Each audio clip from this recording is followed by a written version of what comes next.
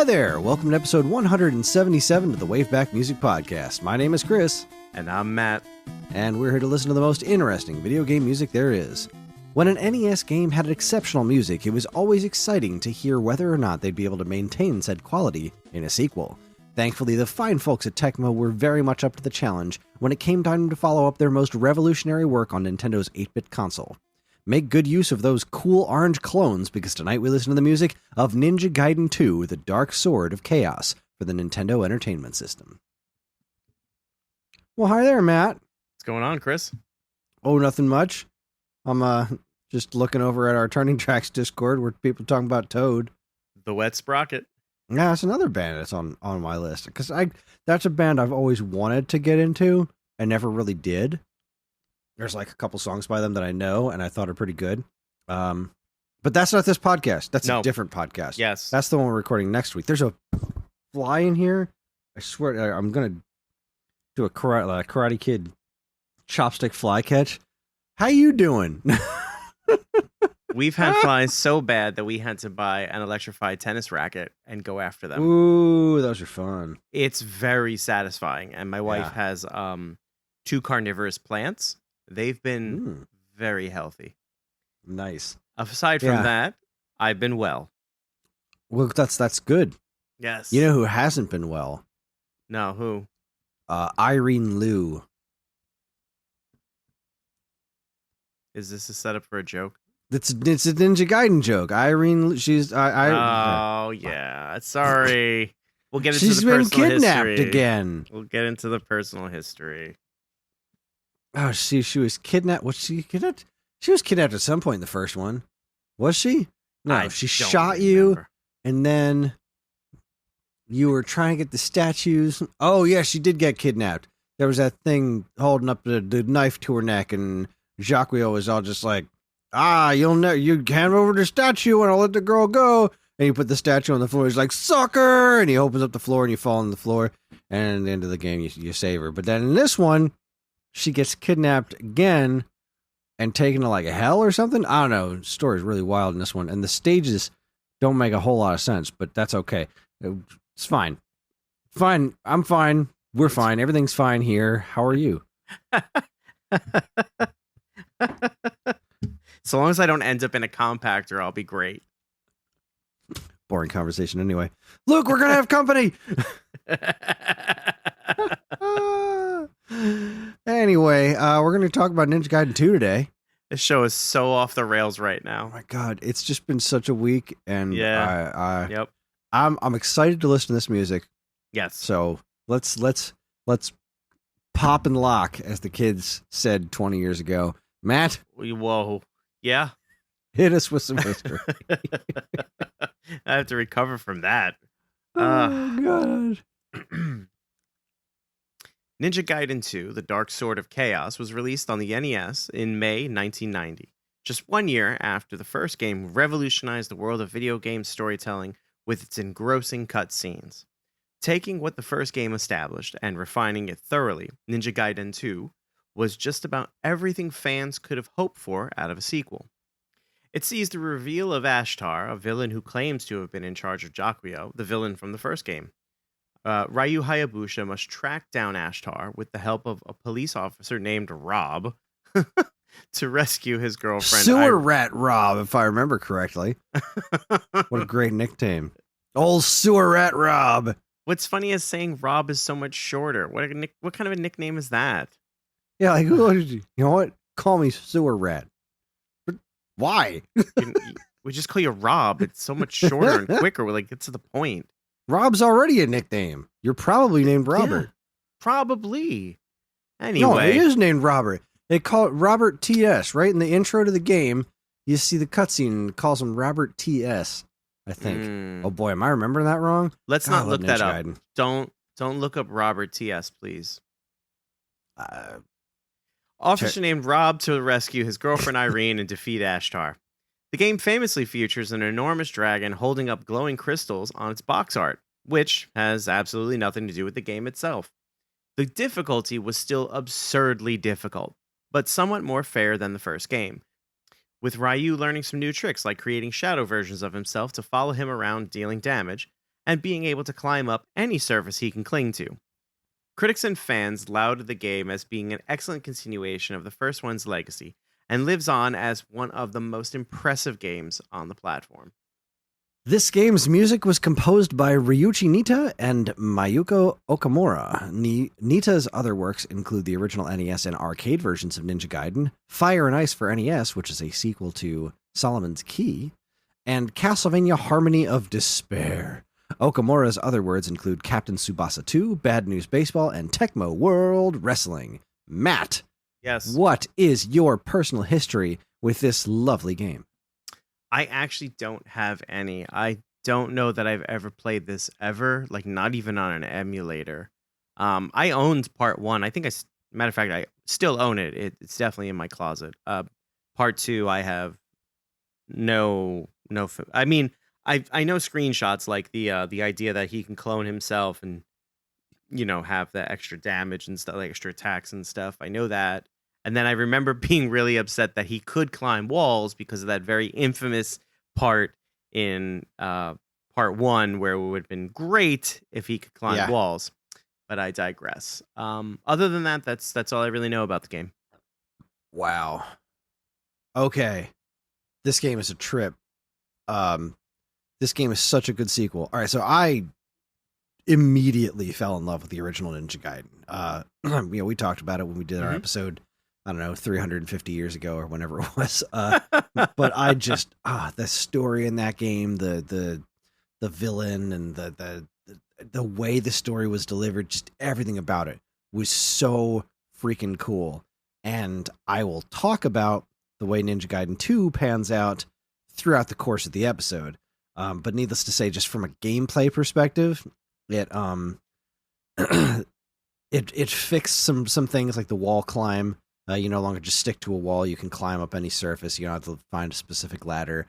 The little ninja clones are really interesting because what they do is you can have 2 of them at a time. They're just like a regular power-up you pick up in the stage. And they follow you, and they just do exactly what you do as far as like movement is concerned. So like if you jump, they will trail behind you like they're on a string. But if you stop moving, they'll stay in midair. Like they're basically replaying your movements. However, their attack happens whenever you attack. So you can put yourself in positions with like boss battles where you can strategically like jump and then stand still and position one of those orange ninja dudes to like slash the sword over and over again in midair to like attack bosses. They're such a cool power up. They're handled incredibly well. They got rid of the spinny slash thing, the move that you could like basically destroy bosses in one hit if you want to. They got rid of that and replaced it with a downward fireball. So like the art of the fire wheel was the thing that went up diagonally. This goes down diagonally, which is very useful. They also turned the invincibility fire wheel into a consumable item. So you could get it and it wouldn't just like run its course and you'd be invincible for a few seconds. You would get it and then you would use it like a weapon and you would stay invincible for a few seconds and then you could use it again as long as you had that weapon. Nice. It was extremely cool. The narrative was very good. The graphics were somehow even better than the first one.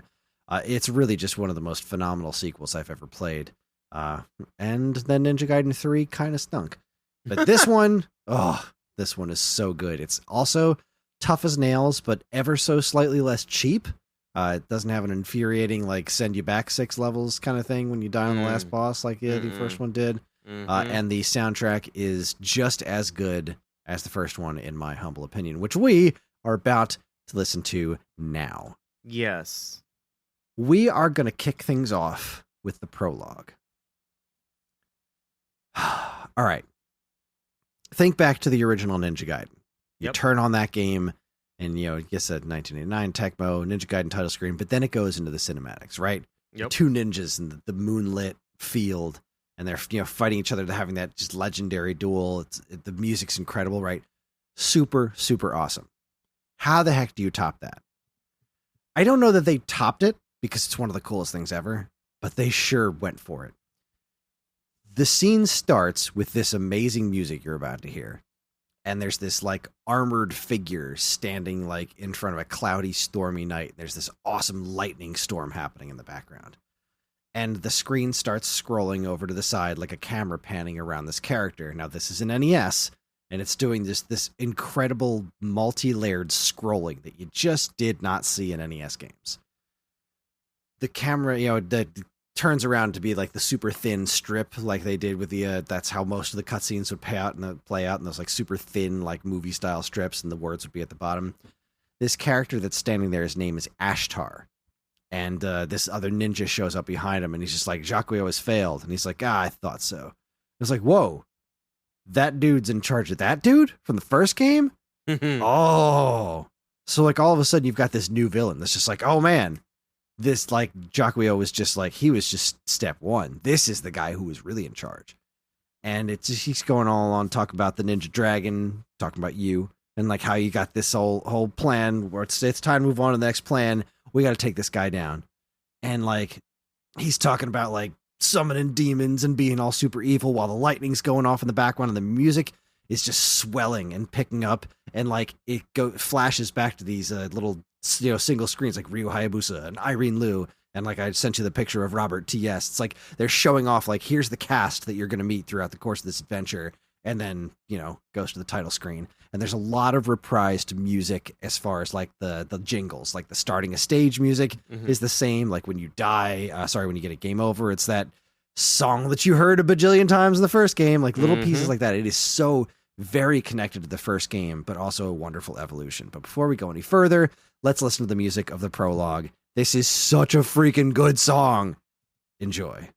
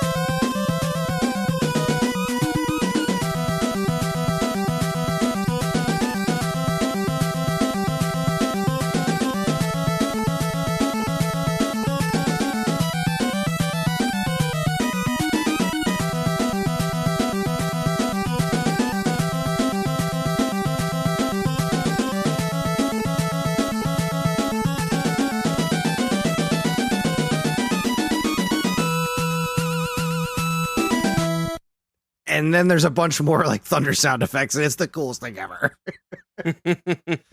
Oh my god, it's so cool.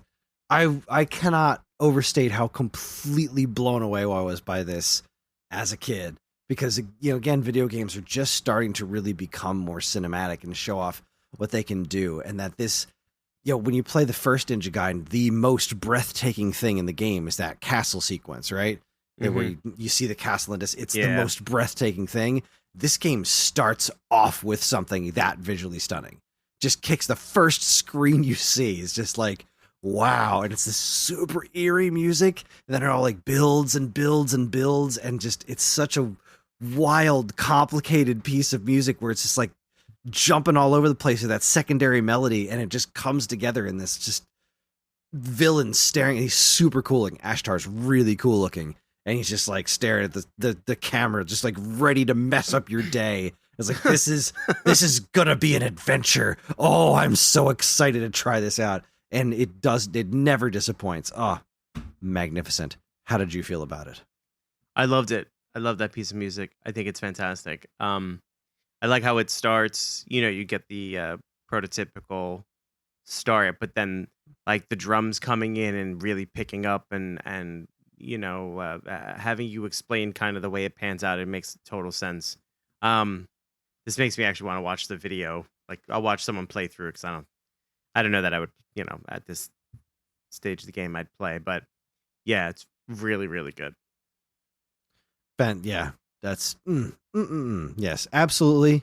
Watch a playthrough, watch the cinematics, watch how this all matches up. It's fantastic stuff. Fantastic stuff. So let us move on to Act 1. Now, I have the vinyl soundtrack for the 3 Ninja Gaiden NES games, and for the first one, I used the vinyl soundtrack to find the official song titles for that game, which were, if you'll remember, completely unhinged. Yes. They were very strange. This one, not so much. This one's just, they're all pretty straightforward. Just, this is where they are in the game. So this song is Act 1. This is just a very, very cool song. Great opening tune. It's also reused later in a cinematic extremely effectively. But yeah, this is Act 1 from Ninja Gaiden 2, The Dark Sword of Chaos. Enjoy.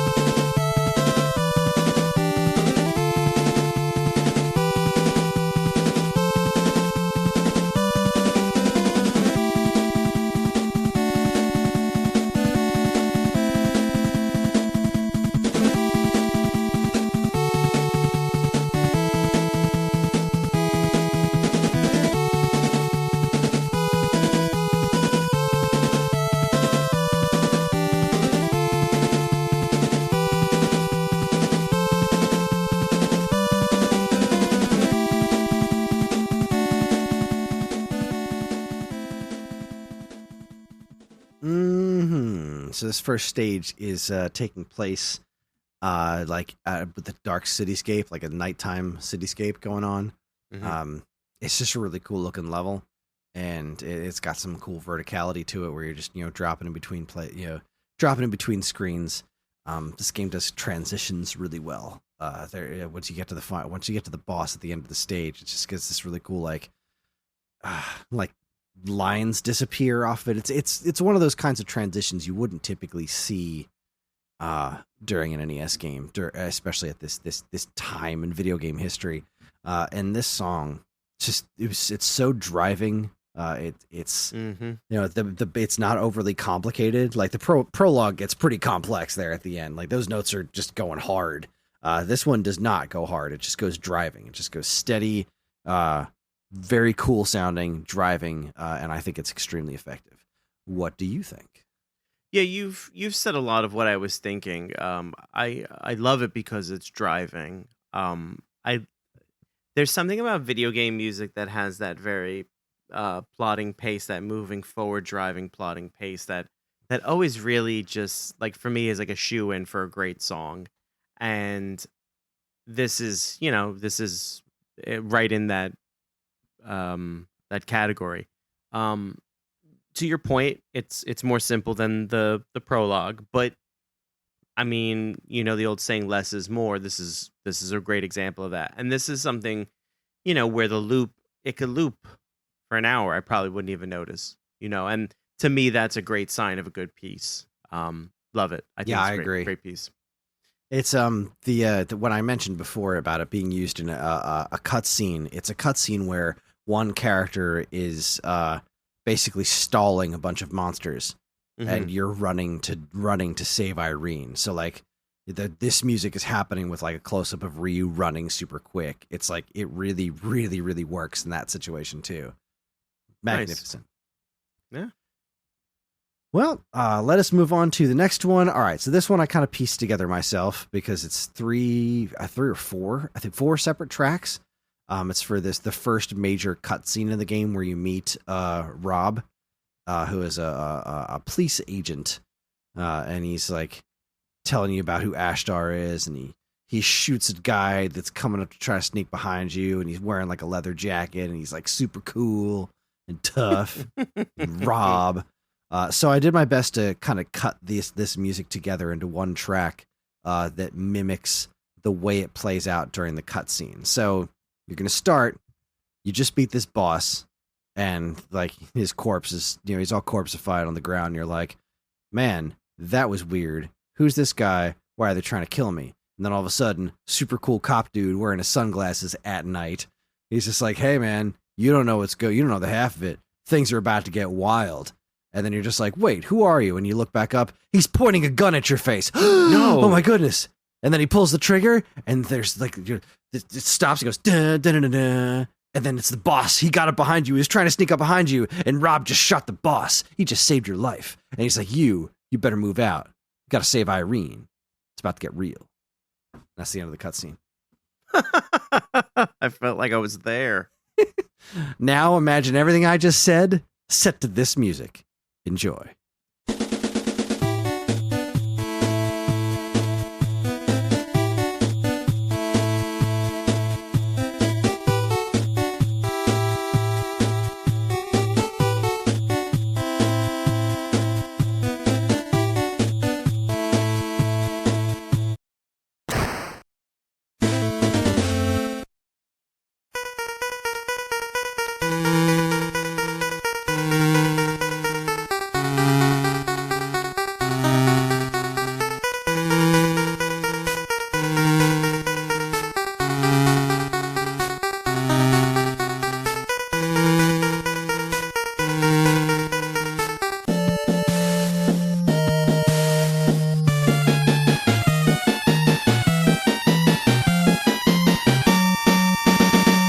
The drama.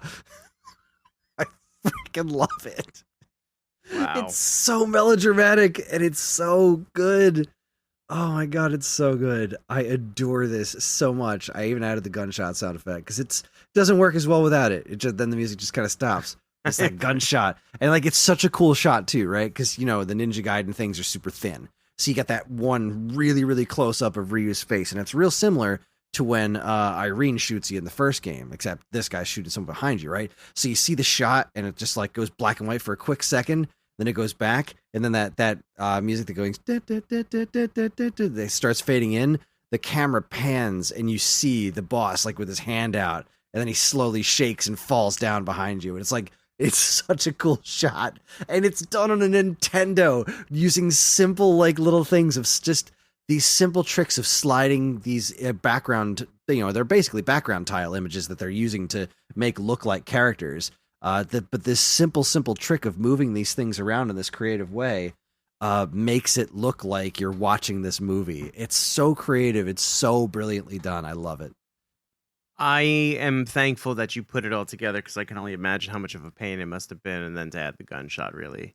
Cherry on top. It really wasn't that hard, but it was still I fun. said it must have been very hard, so I appreciate all your hard work. There is this one bit that I couldn't replicate, and I thought about just recording the actual, like just finding a YouTube video of the cutscene and just playing the recording of that, which is probably what I should have done, which would have been easier. But the music, the first, I think it was the first song, it actually kind of fades out, but it does that fade out that NES music did, because you couldn't just, volume fade out on NES. So they would like cut the instruments one by one to try to make it sound like the music was fading out. It's very subtle and it goes by really quickly, but that's a difference that happens. That's a difference between what happens in the game and what we just listened to. But anyways, I digress because I could talk all night. I probably will. We're going to listen to Act 2, Part 1, which is yet another great song because they're all good ones, Pinky. Act 2, Part 1 is a nice action-y chasing sequence. This takes place on top of a moving train. It's very cool looking. It features the return of the dreaded birds from the first game, which I still hate. But there they are chasing you around on this train, trying to kill you for some reason. And it's wonderful. So here's Act 2, Part 1. Enjoy.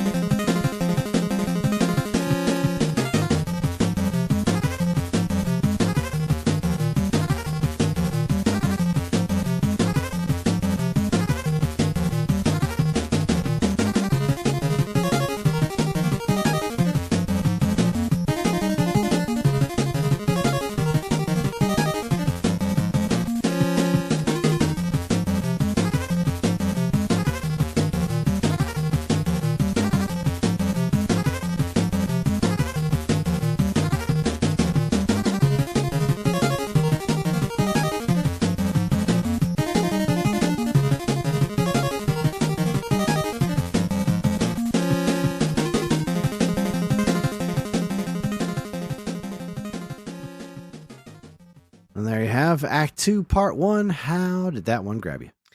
That to me feels like prototypical Ninja Gaiden music. It has that melody that is just like hectic, and that is very Ninja Gaiden to me. That's a great track though. We talked about that Act 1 track being very driving. This has its own drive to it too. I can't think of too many pieces of Ninja Gaiden music that, I don't know, induce some small semblance of anxiety in me. It is definitely it's designed to be hectic because again, it takes place on the back of a moving train while dodging birds. It is definitely befitting of the stage that it is in. I also rather enjoy the track. It's high energy. It's just what you want it to be. Yep. However, it is just the prelude to this next song. One of my favorites in the whole game. I love this song to friggin' death. This is Act 2, Part 2. This is a really tough stage. This is a stage that introduces a wind element, which confused the heck out of me as a kid because the visual of the wind is very weird. Okay. It's just like there's a series of white dots that are moving in a very strange pattern, and then they'll move in a different pattern, and that's how you know which way the wind is blowing. But it's like, it's just a bunch of white dots, right? It doesn't look like wind. It's just you understand the correlation between where the dots are moving and how your controls act. Right.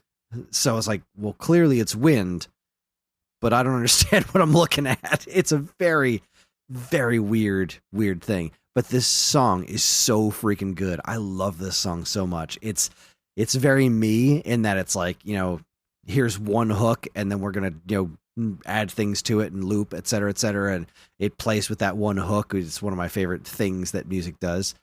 So it's great. Here it is, Act 2, Part 2. Turn up the volume and enjoy.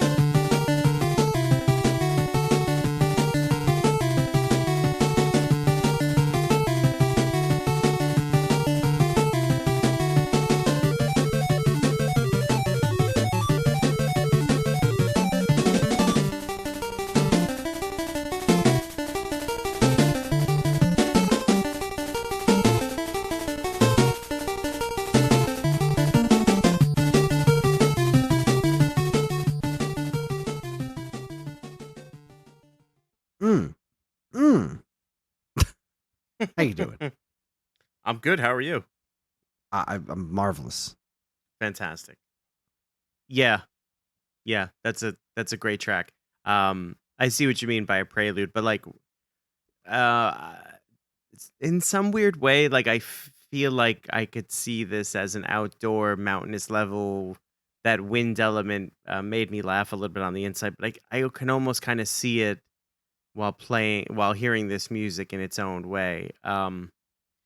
Definitely a good lead melody, again in the vein of the what I think is Ninja Gaiden music. Very good, just a very good piece of music. Yeah, I love that I love that main hook. I just love it, and the fun little ways that they play with it over and over again is just chef kiss. Yeah, could not love it more. It is super invigorating. It's super fun to listen to, and it helped make an extremely difficult level a lot more manageable. Because wind levels are frustrating. Yes. because the wind keeps changing. There's no warning, right? It's just like you got to be like, okay. But the wind will always stay in one direction for at least a short period of time. Like, so there's always like this small period of time where you're like, okay, I know the wind's going to blow in this direction for at least this long. So let me wait until it's going the way I want it to so I can make this jump and then go. And then, because you really just, the stage is just all about planning ahead, where Ninja Gaiden in general is very like, go, go, go, go, go, go, go, go, go. Try to get through this as fast as you can. This stage, you just really can't do that, because if the wind's not blowing the way you need it to make a certain jump, then you're screwed. So, this music kind of feeling as, I don't know, as mathematic as it does, right? Because it just kind of feels mathy, right? It's got this very specific group of staccato notes that are going to play over and over again, and we're just going to keep kind of playing with that. It really just matches the stage. It matches the stage extremely well, and I love it. There you have it. There you have it. So the next one we're going to listen to is the Tower of Lajia. This is a super short track. This is early in the game, right? So you had that, you remember that the castle sequence. This was the first similar sequence besides the opening, right? And this is your first Ryu stands on a cliff and looks out at some creepy looking building in the distance. And you know what? It's just as effective. It's just marvelous. Tower of Lajia, 24 seconds, but it's just, yes, please. Here you go.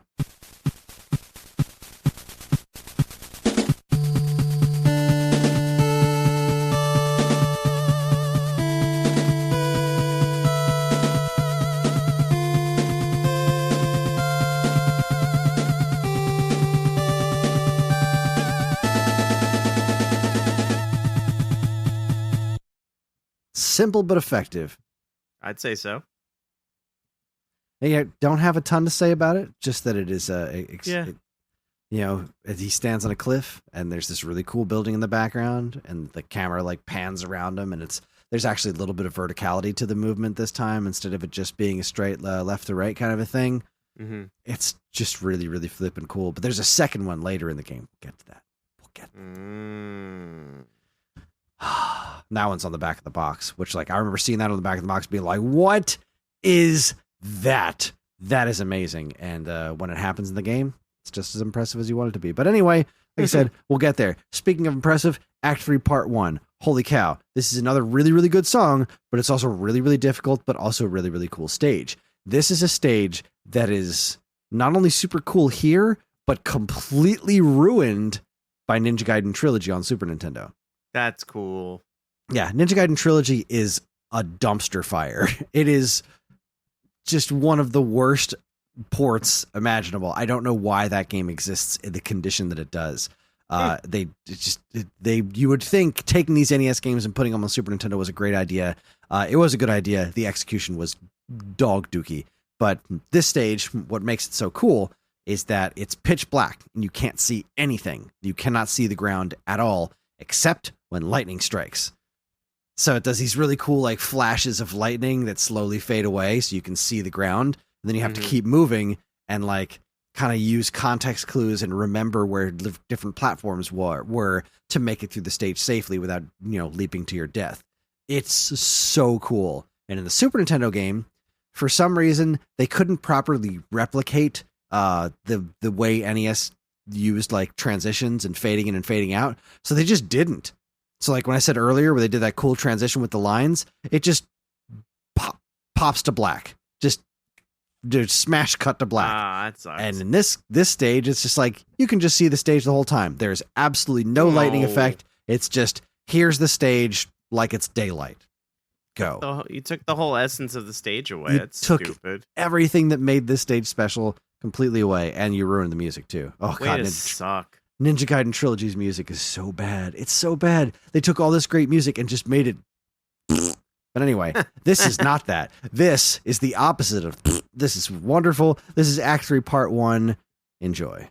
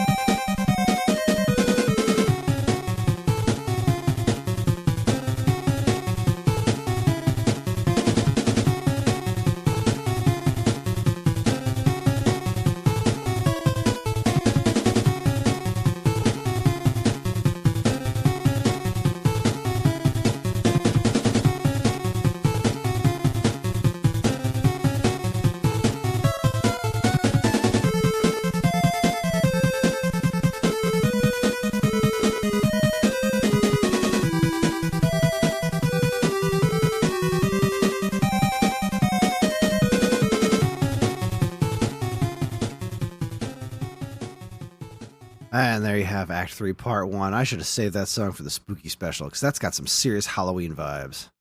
I'll give you that. Yeah. Love it. I love the bass line. It's yes. got a really good bass line in this one. Just, yeah. I was really like sinking my teeth into it, and then it did the change, and I was like, what is this? And the change was even better, and I was like, I don't know what I like better now. This is a great piece of music. Yeah. Darn good stuff. Yeah, absolutely. I'm really digging the soundtrack a lot. All right, so we're going to rush right into this because, again, I cannot overstate how great the transitions are in this game. Like, when you go in, when you go from one room to the next and it changes music, it goes like the timing of it is so quick and so perfect. And so you're listening to this music, you just made it past this super hard stage, and you get to like the opening of a castle. You walk inside, and the castle stage starts, and it's immediately run because there's like ninjas that are running after you and stuff. So it just goes straight from that kind of more plodding, awesome, cool music right into this really cool, driving, fast-paced tune. Here's Act 3, Part 2. Jump right in. Go!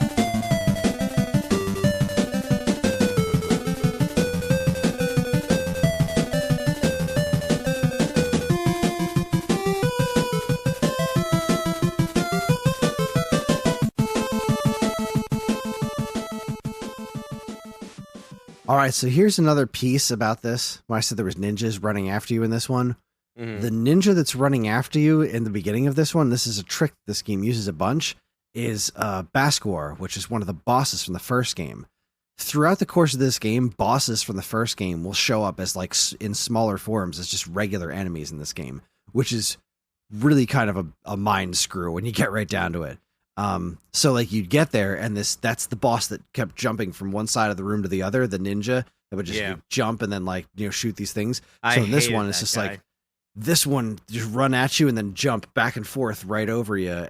But this time, instead of shooting those little pellets across, it just drops knives straight down. It's a big old pain in the butt. But since it's just a regular enemy, you can use like the windmill shuriken or whatever and just kind of kill it real quick. But it's super intense. And this stage in general, just like this music makes you want to keep moving. Like, yes. Love it. Love it. I mean, I don't have a lot to say. I think we're kind of at the point of the show where I just basically repeating myself. Just these are great tracks. These are really, I'm curious to hear some of the stuff that didn't make the cut. Yeah, there's not much. We're going to be listening to almost all the soundtrack because the tracks are short. They do loop a lot. But yeah, well, let's keep going. All right, so next up, we're going to listen to a little song called Act 4. If I remember correctly, you have your first run-in with Ashtar in a super cool cutscene where like he has the dark sword of chaos and it like shoots a bunch of lightning at you, and then Rob shows up and he shoots Ashtar in the back and he's just like, "You're a pain in my butt, Rob." And then he like teleports away in this super cool effect, and you basically follow him into the void. And this Act 4, like, you're basically in hell. It's just like stones and the whole background is fire. But, and I can't stress this enough, as you start any stage in Ninja Gaiden, typically what you're going to do is just going to immediately start running forward, right? You're not going to stand there and like think about where to go because this is a left to right, run your butt off kind of a game. So the way the music is timed is if you just hold right as soon as you start the stage and start running, the music is going to pick up, right? It starts off really kind of low. And as soon as the music and the drums pick up, that's where the wall of Inferno in the background shows up. as you're running. It is so perfectly timed, assuming that you just hold right as soon as you start the level. This is such a cool song, mostly because of that, but also because it's a pretty decent song. So here's Act 4. Enjoy.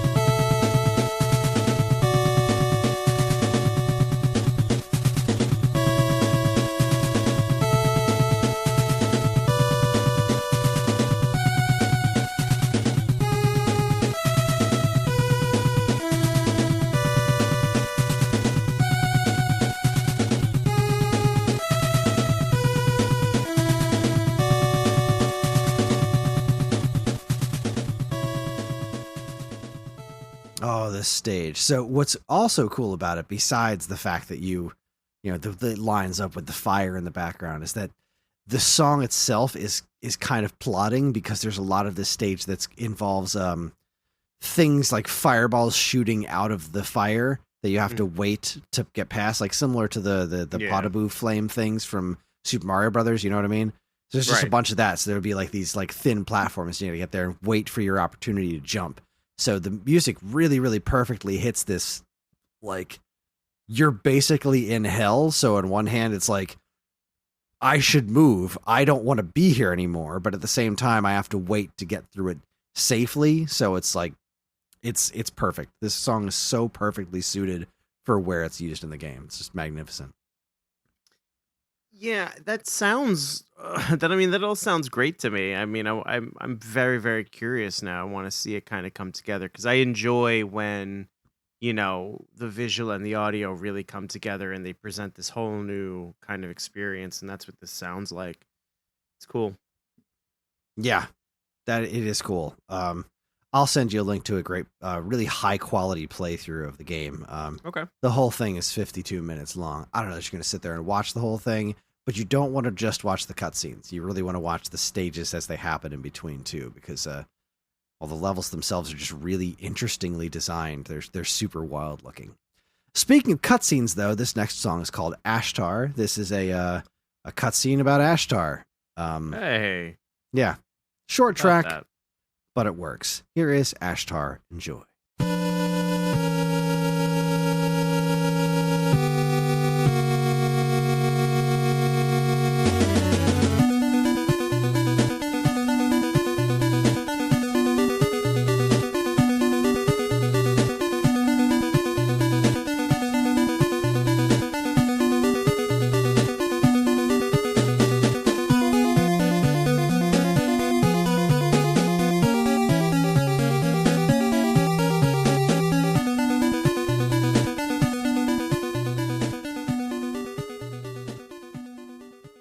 There you go. Yep. That's the theme song of an evil dude. Just standing there saying evil stuff. What a jerk. He is a jerk. But I believe it is around this point in the game, if I remember correctly, that you find out that Ashtar might not actually be the big bad. Because as you're chasing after Ashtar, somebody else shows up. Jacquio has returned. Oh, that. And no. He's not. Ashtar is not his boss. Jacquio is the big bad. Ashtar only thinks he's in charge. We're talking some Metal Gear Solid nonsense here of who is the boss. Tony Danza. Yes. And he looks so creepy in this game. Like, he looked creepy in the first game where he's just like this pink weirdo. And like, he's still just a pink weirdo. It's so off-putting. Love it.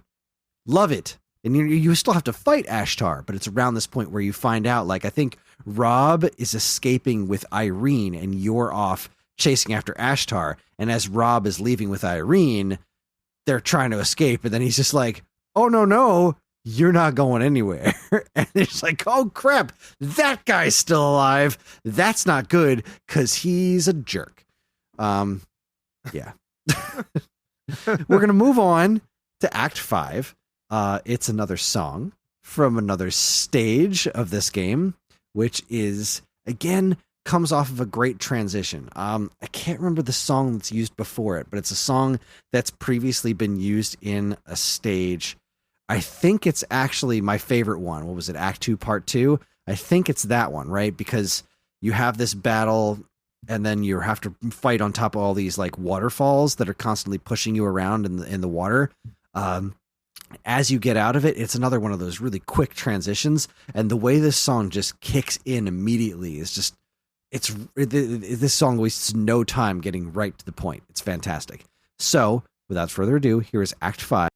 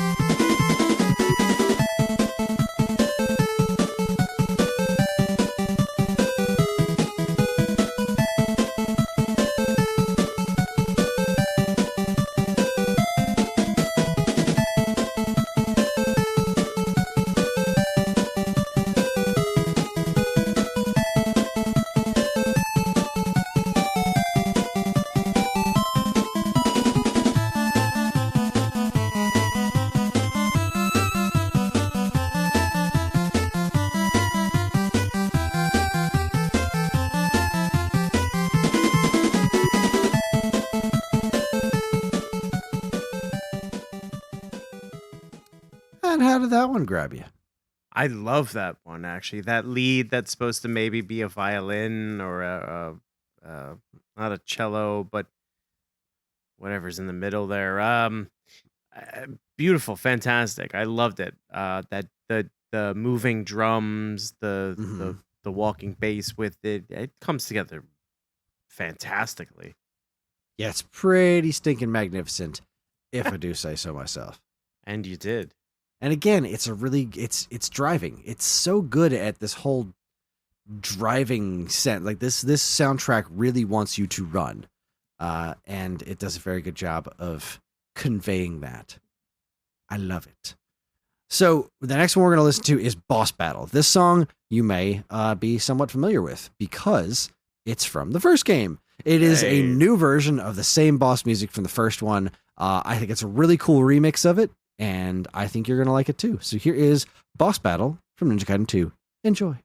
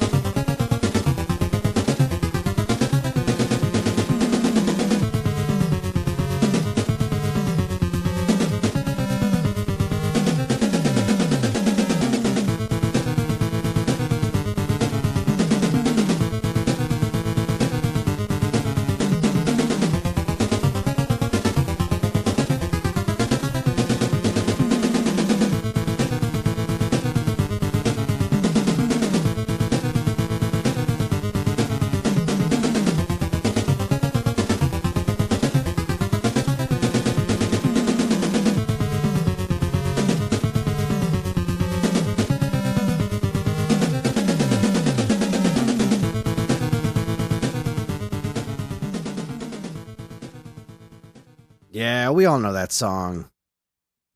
This is a really cool version of it. This is a really cool version of it. I like it. It's a really nice reinvention of it. It's still nice and intense for a boss battle. It's got a little bit more style. Lovely. Yeah, I love that boss battle music. It really takes me back to part 1, but I like this iteration of it. It's the same, just enough, but different, just enough.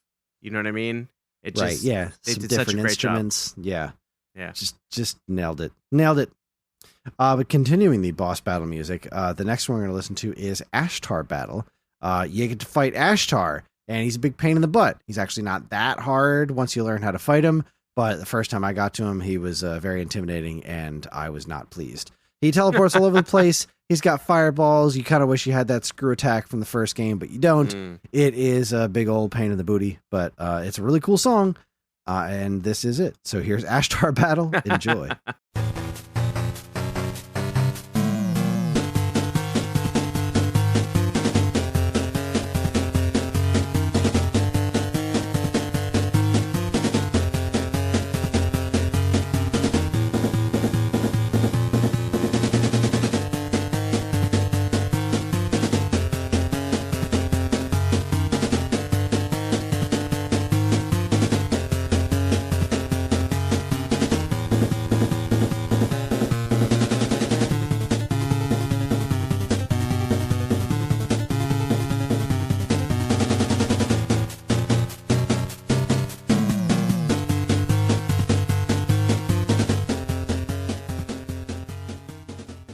Man, that song is cool.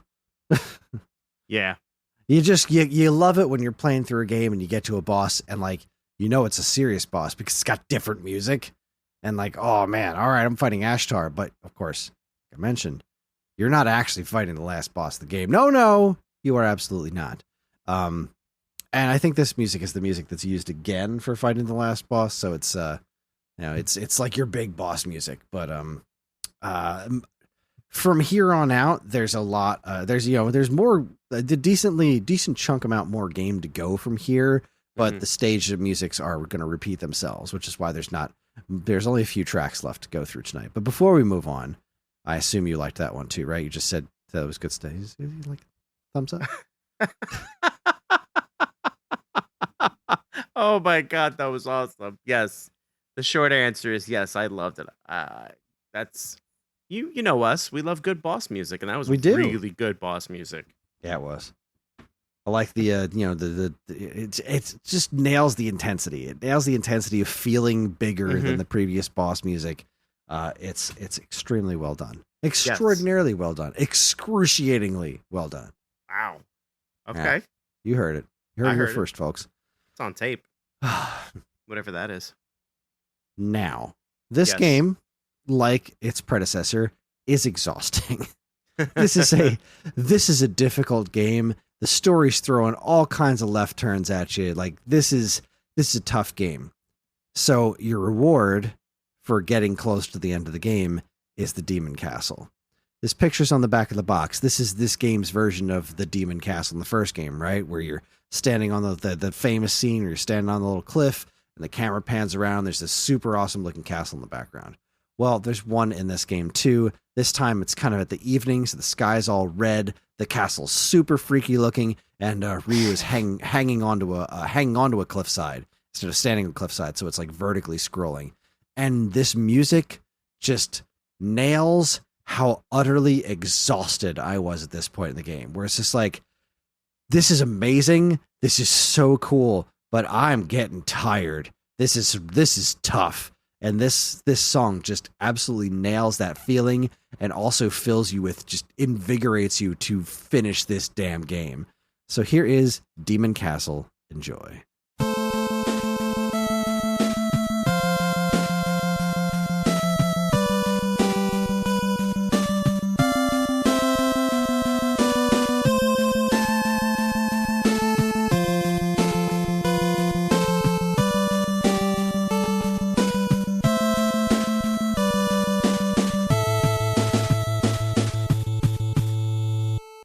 Well, there you go.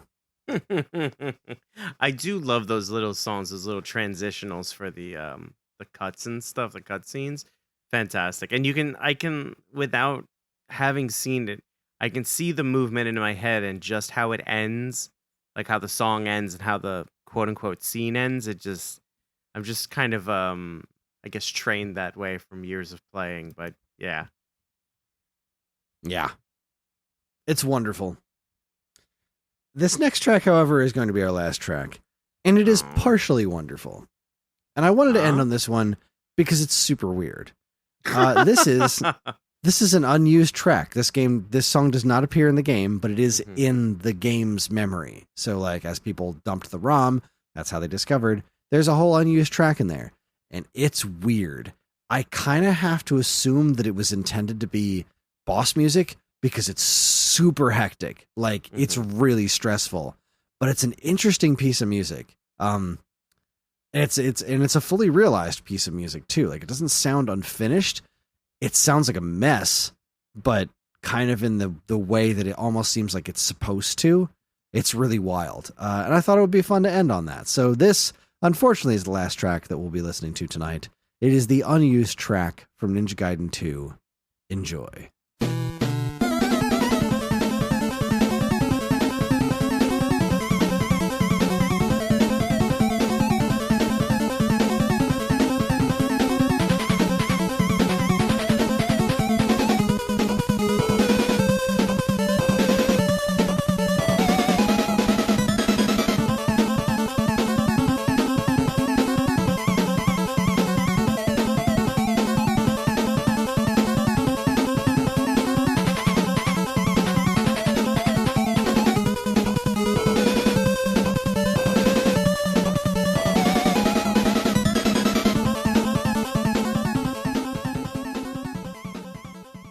So, yeah.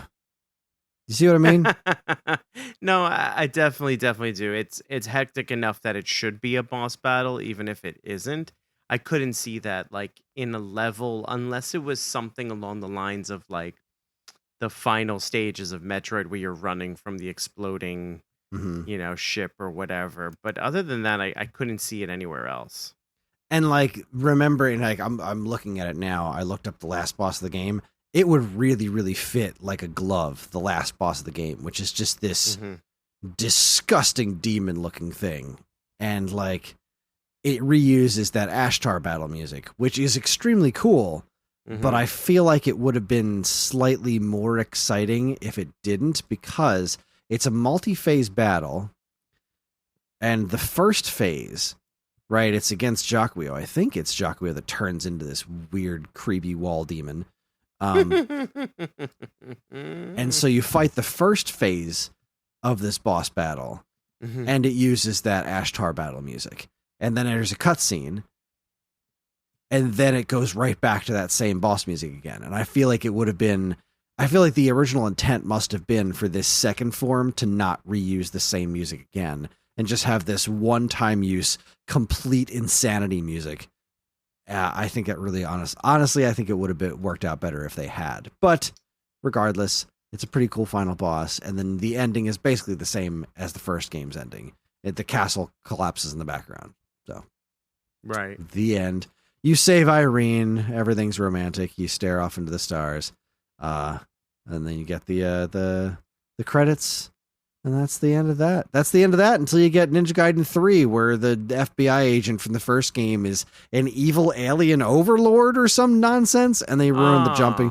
They ruin the jumping physics, so it's like completely different feeling game.